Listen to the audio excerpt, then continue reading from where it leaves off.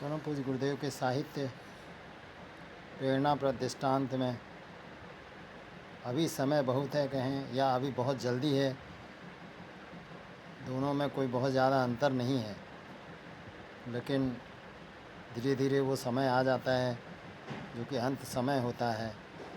और तब कहते ना कि अब पछताए का होते जब चिड़िया चुग गई खेत। एक समय आएगा, सभी सगे संबंधी, माता पिता, भाई बहन, इष्ट मित्रों का अंत निकल आ जाएगा। सब निर्दयी कराल ग्रास के ग्रास बन चुके होंगे। मानो प्रेम से उसे हृदय से लगाए नेत्रों में आंसू भरे खड़ी है और कह रही, बेटा समय निकल गया। पिता का प्रकाशित मुख उसके सम्मुख है, उससे वह शब्द निकल रहे हैं, बेटा हम तुम्हारी ही भलाई के लिए कहते थे। भाई बहन दांतों में उंगली दबाए चुपचाप खड़े हैं, उनके नेत्रों से अश्रुपात हो रहा है। इष्ट मित्र सब खड़े कह रहे हैं, अब हम क्या कर सकते हैं। ऐसी दशा में उसको अपनी उन बातों का स्मरण हुआ जो उसने अवहेलना तथा असावधानी और दृष्टता से अपने माता पिता, भाई बहन और इष्ट मित्रों के साथ बरती थी।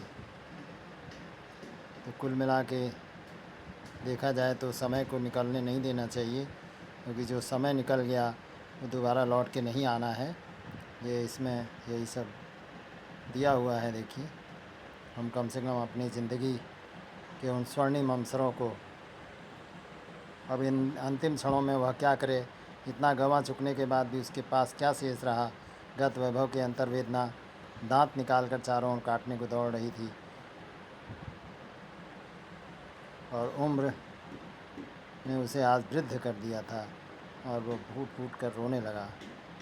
एक समय ऐसा था जब वह अपनी युवावस्था का स्मरण करता था, अपना भरा हुआ लावण्यमय मुखड़ा, सुडौल शरीर, रसीले नेत्र, उमंगों से पूर्ण मन तथा मानवीय इच्छाओं और उत्साहों का ध्यान रखता था। मदांध नेत्रों के समय में माता पिता जो शिक्षा देते थे, भलाई तथा ईश्वर भक्ति का उपदेश देते थे, तब कह देता था, अब इन सब बातों के लिए बहुत समय पड़ा है, बुढ़ापे में देखा जाएगा। वृद्धावस्था का कभी ध्यान भी न आता था और न उसका कभी विचार ही होता था।